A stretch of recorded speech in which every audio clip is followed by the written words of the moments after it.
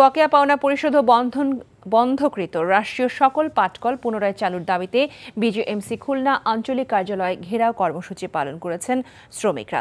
Daulatpur jute mill ও Khalishpur jute মিলের শ্রমিকরা সকাল 10টায় খালিশপুর বিআইডিসি মোড়ে বিক্ষোভ মিছিল বের করেন।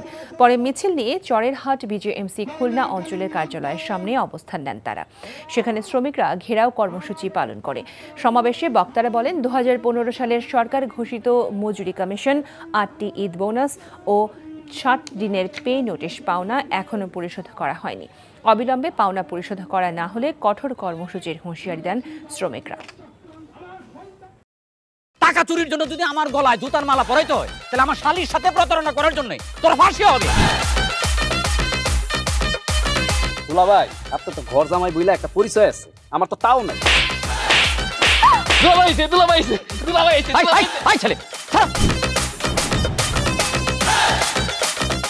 রাজনৈতিক ফ্যামিলির মেয়ে হয়ে ওই কাজ করবে।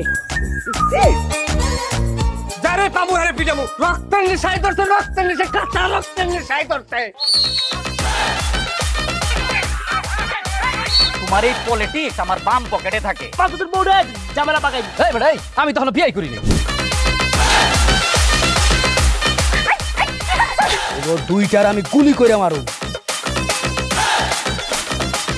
মাসুদরা কোনোদিন ভালো হয় না। আপনার পোশাক আশাক দেখে কিন্তু আপনার তালুকদার বংশের লোক মনে হয় না আব্বা, আপনার মনে হয় যে আপনি ফকির বংশের লোক।